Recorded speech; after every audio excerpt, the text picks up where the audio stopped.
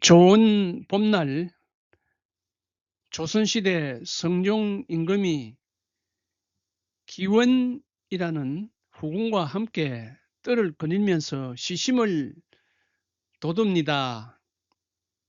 성종, 농나로 전작 삼천류하고 푸른 비단 올에서 봄꽃을 만들고 홍금을 재성 이월하라. 붉은 비단 말아서 이월꽃이 되었네. 기원이 식구를 완성합니다. 약사공으로 쨍 차색이면 만일 고관대작을 시켜 봄빛을 다투게 할 양이면 소광이 부도 야인가로다. 저 평민의 집에는 봄볕이 채 가지도 못할 게다. 아마도 직업공도는 하늘인가 하노라.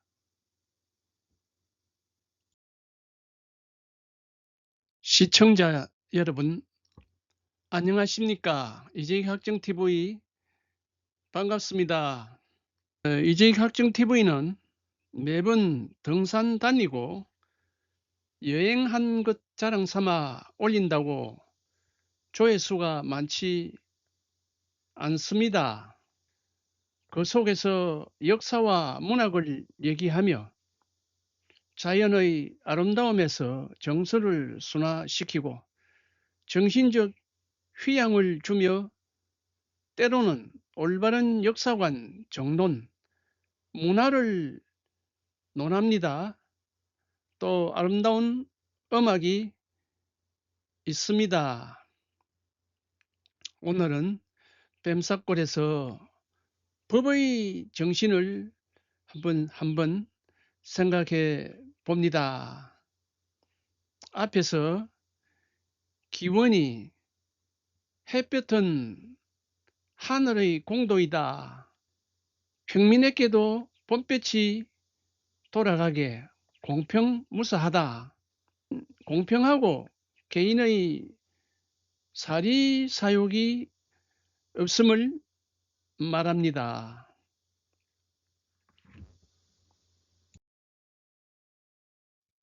홍인경이 김덕본을 2조 난관에 추천한 것은 인물을 제대로 평가해서 제대로 된 인사 추천이었는데 핍박을 받았다. 북경에 간 사신이 귀국할 때 국경을 건너면 의사가 금지된 물품을 검사하였는데 형식적이었다. 명종 때 김덕곤은 그렇지 않고 기계와 절조가 있었다. 역관들이 궁중에 들어갈 물품이라 하며 두려워하지 않았다. 김덕곤은 단호히 모아서 불태워 버렸다. 사사로이 부탁했던 궁중에서는 불만이 많았다. 홍인경이 탐복하며 김덕곤을 2조 난관에 추천했는데 2조 난관 자리는 언론을 담당하는 요긴한 자리였다. 임금이 크게 화를 내며 잘못 추천했다고 오히려 추천한 정성 홍인경을 옥에 가두었다. 그 임금도 참 한심하기로는 화 잘 내는 어느 대통령 같다. 정당한 소임으로 소신껏 한 일에 대하여 이처럼 핍박하니 그 울림이 없겠는가. 일시적으로 어려움은 겪게 되지만 이런 분이 있어서 결국 사회는 제대로 굴러가게 되는 것이다. 여기서 법 집행에 대한 문제점을 알아본다. 지키지 않을 법이면 왜 법은 존재하나? 김덕곤의 항변이었다. 법은 자유민주사회에서는 공정하게 집행해야 하는데 어느 쪽은 뇌물 먹었다고 집어넣고 자기 쪽은 흐지부지 풀어주어 선거에도 나가게 하고 오죽하면 김건희 여사가 명품 선물 받음이 이례적이라는 검사의 추궁에 이례적? 너만 그렇다는 말이니 그럼 다른 부인도 다 조사해 보았느냐고 말했다 하네요. 자유민주국가의 법은 자연법, 법의 정신이 반영돼야 한다. 이성적이고 보편타당한가? 합의 정신에 충실해야 한다. 무조건 다수결이라고 수의 우위로 밀어붙이고 흠집낼 만한 언행은 못 참아. 소위 입털막법 같은 예는 이성적이지도 합리적이지도 않고 보복적이고 징벌적 배상 등은 수적 횡포다. 억울하면 선거에 이겨라. 우리 편은 부정선거를 하면 되니까 이런 것은 아닌지 몰라요. 자연법 사상은 헬레니즘 스토아 학파에서 시작하여 로마법이 계승했는데 넓어진 영역을 다스리기 위해 편파적 차별법으로는 안 되겠다. 누구나 수긍할 수 있는 보편적 법으로 또 한 번 세계를 지배했다지 않았나. 무력, 법, 그리스도교로. 근대에 들어와 로커의 자연권 천부인 인권 사상은 누구나 하늘보다 인권이 있다. 이런 천부인권 사상은 계몽사상, 사회계약설로 발전했다. 예를 들어 학생이 수업 중에 좀 졸았다고 한 달간 등교 정지시키거나 곤장을 100대 쳤다고 한다면 그게 이성적인가? 폭력이지. 야구 선수가 무슨 한마디 했다고 앞날을 막았다면 그게 법이나 자연법인가? 이성적인가? 법치인가? 폭력적 히스테리 정치이지. 천년 전 로마 시대부터 못한 짓이다.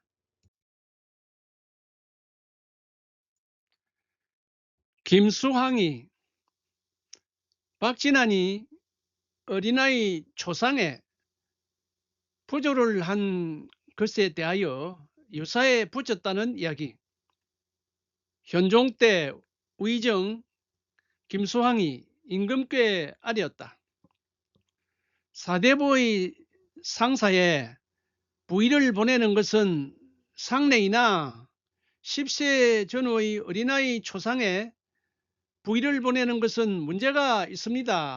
이번에 어린 자식상을 당했는데 충청병사 박진환이 면포 1동을 보내왔습니다. 신이 대신의 자리에 있으니 아첨이거나 시험하는 것입니다. 돌려보내기는 하였으나 유사에 넘겨 처리하는 게 어떻겠습니까? 임금이 그대로 쫓았다. 자, 어떻습니까? 모 힘있는 국회의원 자녀 혼사 장사로 국회 의사당 시설을 이용했던 사례도 있었습니다. 그 저희가 무엇입니까? 그 뒤처리는 조선시대만 하였습니까?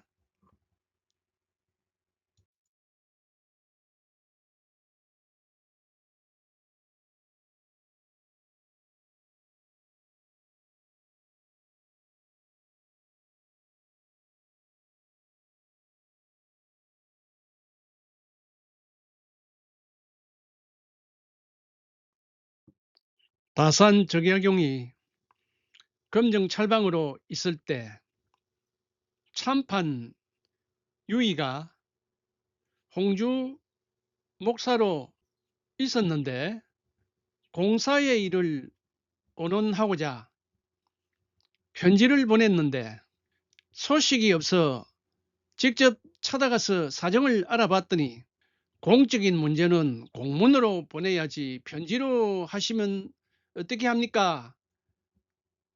사적인 문제가 됩니다. 나는 사적인 편지는 뜯어보지 않습니다. 뜯지 않고 모아둔 편지함을 보여주었다. 청탁을 거절함이 이와 같았다고 목민심서에 기록하였다.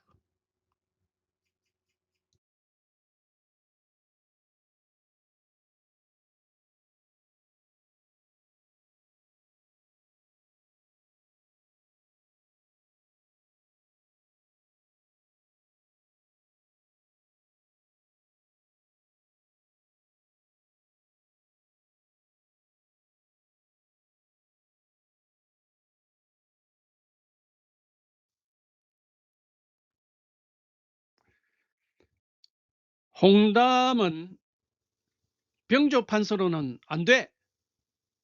친구였던 대사원 조사수가 가만히 있지 않았던 이야기다. 조사수 예하의 대관들에게 말했다. 홍담은 나의 친한 벗이다. 홍의 재주가 이조 판서에는 넉넉하지만 병조 판서는 적임이 아니다. 그리고 임금에게 아뢰어 채직 교체시켰다. 대사원 자리가 대관이란 언론관을 거느리고 관리들의 부당한 처사나 기강을 바로잡는 자리이니 마땅한 소임을 한 것이다. 조사수는 홍담을 찾아가서 말했다. 이번 일에 자네 생각은 어떤가?